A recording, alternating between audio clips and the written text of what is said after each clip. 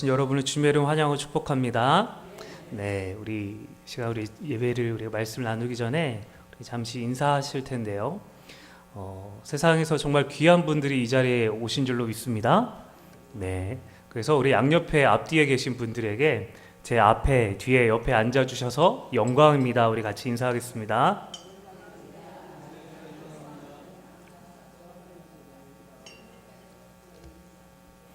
네, 귀한 분들과 함께해서 정말 기쁘고 영광입니다.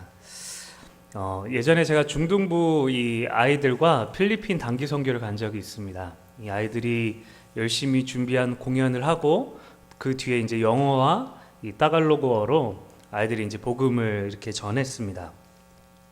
이 아이들이 얼마나 열심히 복음을 전하는지, 또 자기가 이렇게 복음을 전했을 때 이 필리핀 사람들이 영접하는 것을 보고 얼마나 기뻐하던지요. 제가 그 모습을 보면서 정말로 이런 신실한 아이들이 있나, 그 아이들의 모습이 꼭 천사 같았습니다. 그래서 이 아이들이 정말로 이 아이들에게 소망이 있다. 이 아이들이 나중에 한국 땅에 돌아가서 있는 곳곳마다 이렇게 선한 영향력을 끼치면서 살아가겠구나, 이런 생각을 갖고 있었습니다. 그러다가 선교사님이 아이들이 너무 귀하게 이렇게 복음을 열심히 전하니까 원래 일정이 없었는데 마지막 날에 이 쇼핑몰에 데리고 가셨습니다. 그래서 이제 쇼핑하고 오너라, 이런 거예요. 그래서 이제 아이들이 쇼핑몰에 가서 쇼핑을 하다가 다 모였습니다. 그런데 그 신실했던 아이들은 어디 가고 온갖 불평만 하는 아이들로 바뀐 거예요. 뭐라 그러냐면, 시간이 너무 짧아요, 다 못 돌았어요, 좀만 더 있다가요, 살 것 너무 많은데 이렇게 지금 주는 게 어딨어요 하면서 이 선교하는 내내 저한테 칭찬받았다가 마지막 날에 저한테 혼났어요. 그래서 제가 이렇게 얘기했습니다. 너희들 지금 잊은 게 있다. 너희들이 이곳에 지금 뭐하러 왔는지 다시 한번 생각해봐라. 너희는 선교하러 왔지 쇼핑하러 온 거 아니다. 그것 잊지 마라. 그렇게 혼나고 한국으로 돌아왔던 기억이 있습니다. 사랑하는 여러분, 우리가 이 땅을 살면서 여러 가지 정체성을 갖고 살게 됩니다. 자녀로서, 또 부모로서, 학생이로서, 사회인으로서 많은 정체성을 우리가 가지고 이 땅을 살게 되는데, 오늘 사도 바울도 우리가 쉽게 놓치는 정체성에 대해서 말을 하고 있습니다. 우리가 쉽게 놓치는 그 정체성이 무엇입니까? 디모데전서 6장 11절에 오직 너 하나님의 사람아, 이것들을 피하고 의와 경건과 믿음과 사랑과 인내와 온유를 따르며 라고 말합니다. 어떤 정체성입니까? 바로 하나님의 사람이라는 정체성입니다. 하나님의 사람. 근데 여기서 잘 살펴볼 것은 너는 하나님의 사람이 되어라가 아니라 너 하나님의 사람아 라고 부르고 있다라는 것입니다. 마치 사람의 이름을 부르듯이 확정지어서 너는 하나님의 사람이야 라고 이렇게 말을 하고 있다라는 것입니다. 사랑하는 여러분, 세상 사람들과 하나님의 사람들의 차이점이 있습니다. 세상 사람들이 제일 사랑하고 따르는 것이 무엇입니까? 바로 돈입니다. 돈. 우리가 지난 시간에 살펴본 것처럼 이 6장 10절에 보면 돈을 사랑함이 일만 악의 뿌리가 되나니 이것을 탐내는 자는 미혹을 받아 믿음에서 떠나 많은 근심으로써 자기를 찔렀도다 라고 말합니다. 이처럼 세상 사람들은 돈을 사랑합니다. 그리고 돈을 벌고 돈을 쓰는 것이 그들의 우선순위와 그들 자신의 정체성으로 여기고 있습니다. 그런데 하나님의 사람인 우리는 어떻게 다릅니까? 이 11절 초두에 오직 너 하나님의 사람아 이것을 피하라 라고 말합니다. 이것들을 피하라. 즉 세상 사람들처럼 돈을 사랑하고 돈을 벌고 쓰는 것이 마치 삶의 이유인 양 그렇게 살아가는 삶을 피하라 라고 말을 하고 있다는 것입니다. 그렇다고 돈을 벌고 쓰는 것을 하지 말라라는 말이 아닙니다. 그것이 내 삶의 우선순위와 정체성으로 두지 말라라는 것입니다. 여러분, 그렇다면 하나님의 사람들은 무엇을 추구하며 이 땅에서 살아야 할까요? 그것이 이제 11절 하반절부터 이제 쭉 나오는 6가지인데 그것을 오늘 이 3가지 부류로 나눠서 같이 살펴보고자 합니다. 첫 번째로 하나님의 사람은 의와 경건을 추구하며 살아야 한다라는 것입니다. 여러분, 사도 바울은 하나님의 사람이 추구해야 할 삶의 요소로 의를 말하고 있습니다. 의. 여러분, 의가 뭘까요? 의. 바로 옳고 그름입니다. 옳고 그름. 그런데 여기서 말하고 있는 의는 개인의 의를 말하고 있지 않습니다. 여러분, 이 포스트 모더니즘이라고 부르는 이 시대에는 개인들이 가지고 있는 의가 너무나 다양합니다. 자라온 배경에 따라서, 이 상황에 따라서, 개인의 취향에 따라서 이 의가 너무나 다양합니다. 근데 이 다양한 개인의 의를 가지고 이것을 절대적이라고 믿고 있고 그것만 옳다라고 말하고 있기 때문에 갈등이 쉽사리 해결되지 않는 것이죠. 그래서 하나님께서 온 인류와 어떤 역사이든 간에, 어떤 문화이든 간에 절대적으로 옳은 의를 주셨는데 그 의가 바로 하나님의 말씀입니다. 여러분, 이 하나님의 말씀이 바로 옳고 그름의 기준이 되는, 그것을 기준으로 삼는 사람, 그 사람이 바로 하나님의 사람이다 라고 말을 하고 있는 것입니다. 근데 여러분, 이 의는요, 이 특징이 하나가 있습니다. 하나님의 말씀이라는 이 의의 특징은 언제나 나 자신을 향해 있다라는 것입니다.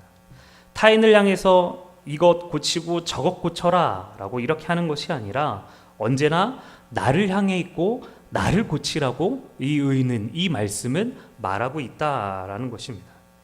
사랑하는 여러분, 우리가 말씀을 들을 때 이런 생각 들지 않습니까?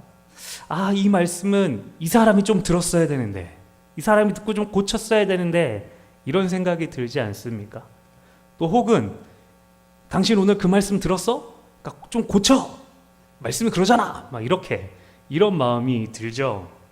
그러나 언제나 성경은요, 우리 자신을 향해서 말씀하고 계십니다. 여러분, 그것이 자신에게 하시는 말씀으로 받아들이는 것, 그게 바로 하나님의 사람이 의를 추구하는 모습입니다. 근데 이 의와 같이 연관이 있는 것이 있는데 바로 경건입니다. 경건. 여러분, 우리가 경건이라고 그러면 무언가 추상적이죠. 경건한 게 무엇일까? 근데 이 경건은요, 쉽게 말해서 마음가짐입니다. 마음가짐. 즉 하나님의 말씀을 받아들이는 마음가짐. 그래서 말씀을 지키고 따를 때에 어떤 마음으로 이 말씀을 지키고 따르는가라는 것이 경건한가, 경건하지 않는가라고 볼 수 있다는 것입니다. 여러분, 정말로 의롭게 살던 사람들이 있습니다. 하나님의 말씀을 철두철미하게 지키고 말씀에서 벗어나지 않으면서 말씀이 곧 삶인 그런 사람들이 있었습니다. 사람들은 그런 사람들을 보고 이 경건한 사람이다 라고 불렀는데 그 사람들이 누구냐면 바로 바리새인들이었습니다. 그렇게 의롭다라고 칭해졌던 그런 이 바리새인들에게 예수님께서 무엇이라고 말씀하셨습니까? 마태복음 12장 34절 35절에 보면 독사의 자식들아 너희는 악하니 어떻게 선한 말을 할 수 있느냐? 이는 마음에 가득한 것을 입으로 말함이라. 선한 사람은 그 쌓은 선에서 선한 것을 내고 악한 사람은 그 쌓은 악에서 악한 것을 내느니라 라고 말씀합니다. 예수님께서 그들을 그렇게 저주했던 그 이유가 무엇입니까? 바로 그들의 내면의 동기를 아셨기 때문입니다. 그들이 어떤 마음으로 말씀에 순종을 했고 어떤 마음으로 의롭게 살려고 했는가를 알고 계셨기 때문입니다. 자신의 만족, 자신의 우월함, 또 다른 사람을 꺾어내리기 위해서 높은 자리에 올라가기 위해서 그들은 그러한 모습으로 이 말씀에 순종했다는 것을 예수님은 알고 계셨다라는 것입니다. 그렇다면 여러분, 참된 경건은 무엇일까요? 참된 경건한 모습. 야고보서 1장 27절에 하나님 아버지 앞에서 정결하고 더러움이 없는 경건은 곧 고아와 과부를 그 환난 중에 돌보고 또 자기를 지켜 새 속에 물들지 아니하는 그것이니라 라고 말씀합니다. 즉 참된 경건이 무엇입니까? 이웃을 사랑하는 것입니다. 온 율법 중에 가장 큰 계명이자 모든 것인 하나님을 사랑하고 이웃을 사랑하는 그 마음으로 이 말씀에 순종하는 것, 이게 바로 참된 경건이다라는 것입니다. 사랑하는 여러분, 우리가 말씀을 듣고 실천하는 그 이유가 무엇입니까? 나의 어떤 지적인 욕구를 채우기 위함이나 혹은 타인을 정죄하기 위해서, 지적하기 위해서면 경건하지 않는 것입니다. 혹은 내가 맨날 이 형식만 남아 있어서 중심은 그러하지 않는데 이 모양만 있는 경건이면 바리새인과 다름이 없습니다. 주의 말씀을 들을 때 내 삶의 옳고 그름을 주의 말씀으로 여기고 하나님을 더 사랑하기 위해서, 이웃을 더 사랑하기 위해서 말씀에 순종하고 이 경건한 삶을 사시는 그런 하나님의 사람들 되시길 주님의 이름으로 축원합니다. 여러분, 이것이 참된 의와 경건함입니다. 그런가 하면 둘째로 이 하나님의 사람은 믿음과 사랑을 추구하며 살아야 한다는 것입니다. 여러분, 믿음과 사랑은요, 공통점이 하나가 있습니다. 그것은 그저 가지고만 있는 것이 아니라 쓰는 것이다 라는 거예요. 사용한다 라는 그런 특징이 있습니다. 여러분, 먼저 믿음이 무엇일까요? 믿습니다 그러면 믿음인 건가요? 여러분, 믿음은요, 그냥 가지고 있는 것이 아니라 사용하는 것입니다. 여러분, 앞에는 이 망망대해인 홍해가 있고 뒤에는 이 바로의 이 철병거가 쫓아올 때 모세가 백성들에게 이렇게 말을 합니다. 출애굽기 14장 13절 14절에 모세가 백성에게 이르되 너희는 두려워하지 말고 가만히 서서 여호와께서 오늘 너희를 위하여 행하시는 구원을 보라. 너희가 오늘 본 애굽 사람을 영원히 다시 보지 아니하리라. 여호와께서 너희를 위하여 싸우시리니 너희는 가만히 있을지어다. 아멘. 무슨 말입니까? 여호와를 믿어라. 구원해 주실 것이다 라고 백성들에게 말하고 있다라는 것입니다. 그렇게 믿습니다 하고 있는데, 그러면서 하나님은 쳐다보고 있는데 하나님께서 무엇이라고 말씀하시냐면 이 15절 16절, 우리 15절 16절 같이 한번 읽겠습니다. 시작.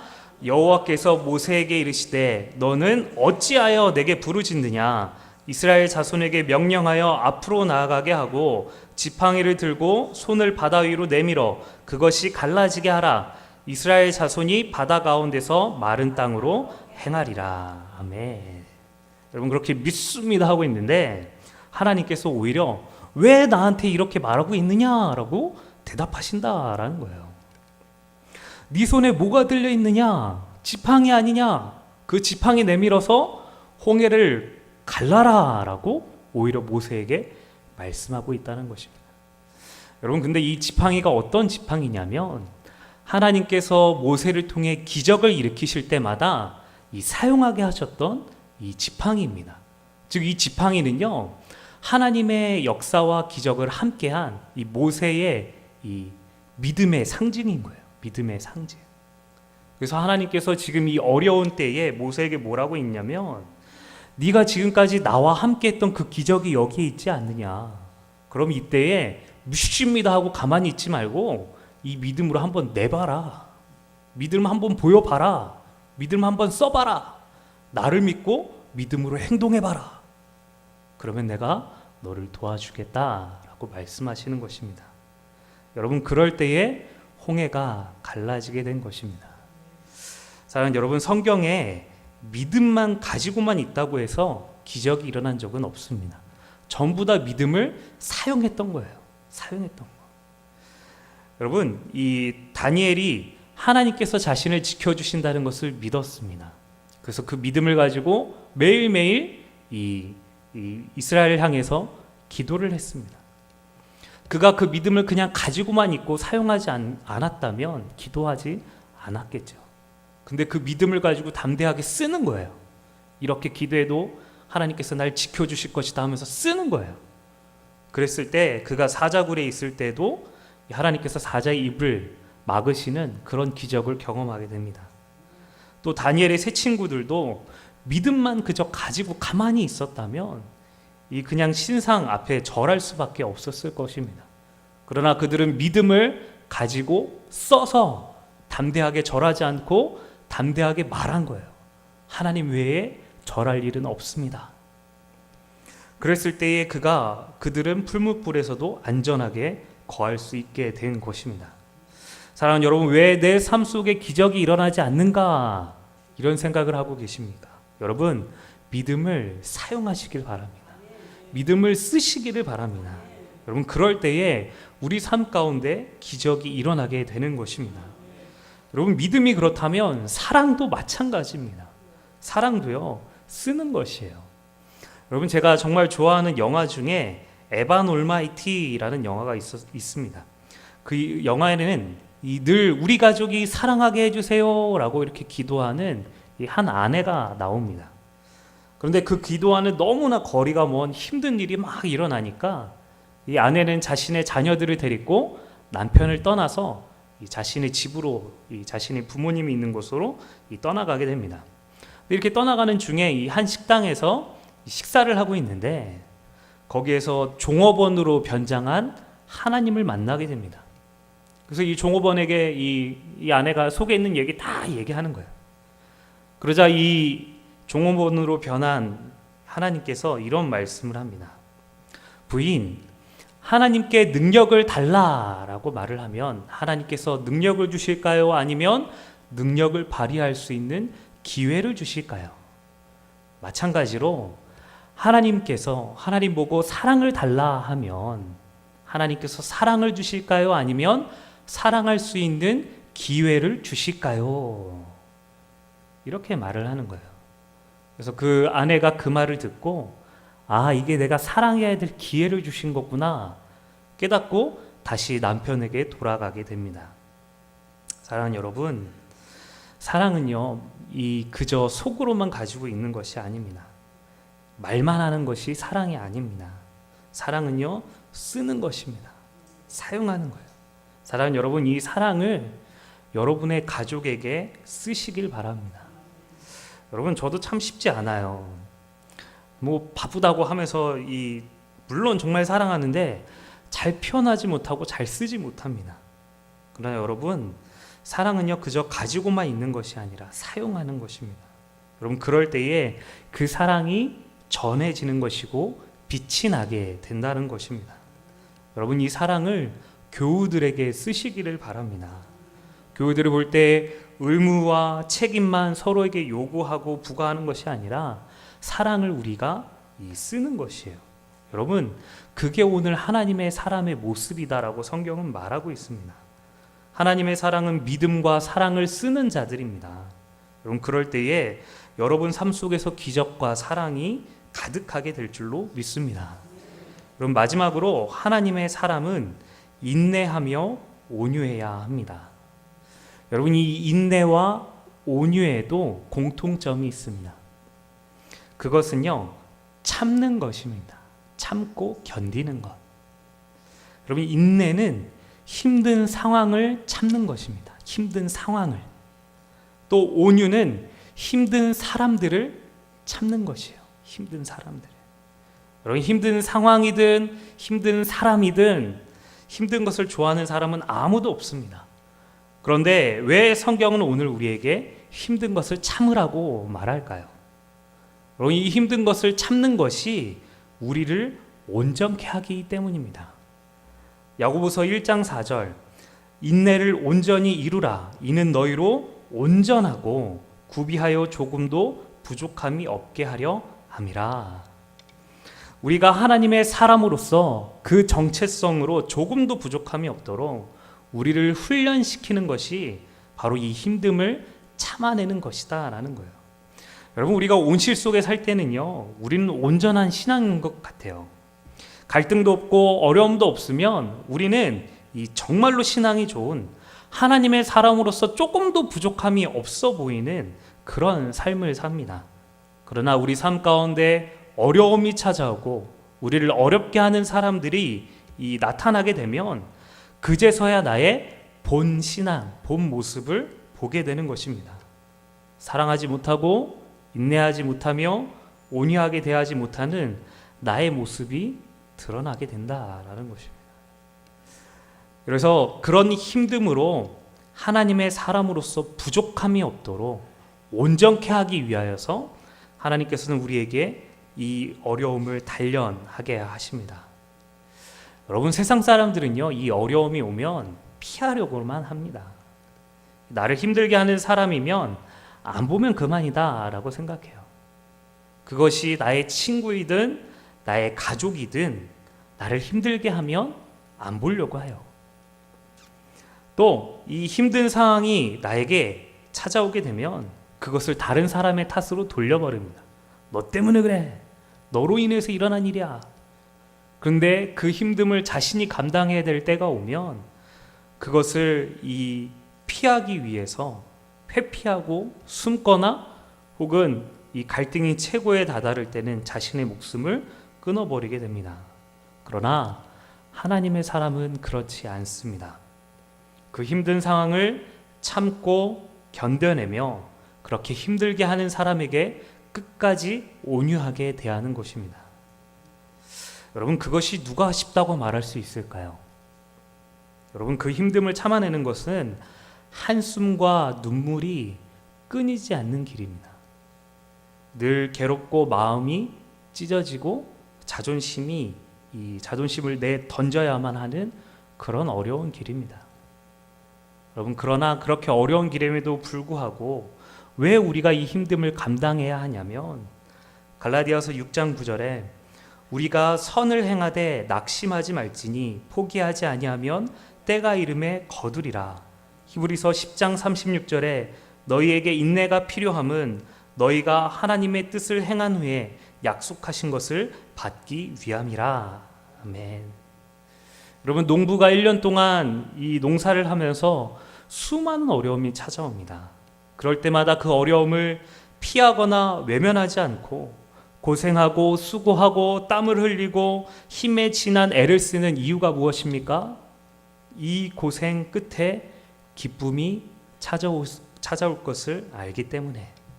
지금은 괴롭지만 끝내 풍성한 수확으로 기쁨의 단을 거둘 것을 알기 때문에. 지금은 눈물을 흘리고 마음 상하지만 약속된 은혜와 기쁨과 복이 반드시 올 것을 믿기 때문에 참아내는 것입니다. 여러분, 예수님을 바라보십시오.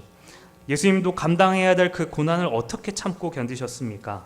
히브리서 12장 2절에 믿음의 주여 또 온전케 하신 이인 예수를 바라보자. 그는 그 앞에 있는 기쁨을 위하여 십자가를 참으사 부끄러움을 개의치 아니하시더니 하나님 보좌 우편에 앉으셨느니라. 예수님이 그 고난을 어떻게 견디셨습니까? 앞에 있을 기쁨을 바라보시면서 그 기쁨을 위하여 참아내셨습니다. 사랑하는 여러분, 힘든 상황이 찾아왔습니까? 사람이 나를 힘들게 합니까? 여러분, 앞에 있을 기쁨을 생각하며 인내하시고 온유하게 대하시길 주님의 이름으로 축원합니다. 여러분, 이 힘듦으로 끝나는 것이 아닙니다. 이 힘듦으로 우리의 인생이 끝나는 게 아니에요. 반드시 주님이 예비하신 기쁨과 은혜와 복이 임하게 될 줄로 믿습니다. 여러분, 그 주님의 그 선하심을 바라보시면서 인내하시고 온유하시기를 바랍니다. 말씀을 마무리하겠습니다. 여러분, 제가 초대에서 얘기했다시피 우리는 우리의 가지고 있는 정체성이 있습니다. 근데 우리가 이 세상 사람들과 다른 정체성이 있는데도 불구하고 이 중학생 아이들이 자신의 정체성을 잠깐 잃어버렸을 때 세상 사람들과 별반 다름없었던 것처럼 여러분, 우리도 이 세상을 같이 살아가고 있습니다. 그러나 저와 여러분은 세상 사람들과 같지 않습니다. 우리는 하나님의 사람들입니다. 하나님의 사람들은 이 땅에 의와 경건함으로 살아갑니다. 하나님의 사람들은 믿음과 사랑을 행하며 살아가는 사람들입니다. 하나님의 사람들은 인내와 온유로 참아내는 사람들입니다. 사도 바울은 우리가 이를 위해서 부르심을 받았다라고 말을 합니다. 하나님의 사람들 되신 귀한 성도 여러분, 이 땅에서 하나님의 사람으로 살기 위해 사시길 주님의 이름으로 축원합니다. 힘들고 어렵고 때로는 좌절하고 넘어지고 버벅거리면서 이 길을 가더라도 끝까지 하나님의 사랑인 것을 놓치지 말고 가시길 바랍니다. 그럴 때 주님께서 우리를 보시고 기뻐하시면서 너 하나님의 사람아 하시며 우리를 칭찬하시게 될 줄로 믿습니다. 복된 그런 삶 되시길 주님의 이름으로 축복합니다. 여러분 이제 우리 같이 기도하시겠습니다. 오직 너 하나님의 사람아, 이것들을 피하고 의와 경건과 믿음과 사랑과 인내와 온유를 따르며, 우리가 이 시간 하나님 앞에 기도할 때에 하나님, 내가 이 세상에 벗하며 살아가고 있지만 하나님 나를 보시면서 너는 하나님의 사람이다 라고 말씀하여 주심에 감사드립니다. 하나님, 때로는 우리가 이 정체성을 잊어버릴 때도 있지만 오늘 이 말씀처럼 의와 경건한 삶을 살아가기에 힘쓰고 또 믿음과 사랑을 나타내고 사용하며 또 어렵고 힘든 사람들을 인내하고 온유하는 그렇게 하나님의 사람으로 살아갈 수 있도록 우리를 하나님 주장하여 달라고 이제 우리 주여 두 번 외치고 같이 기도하면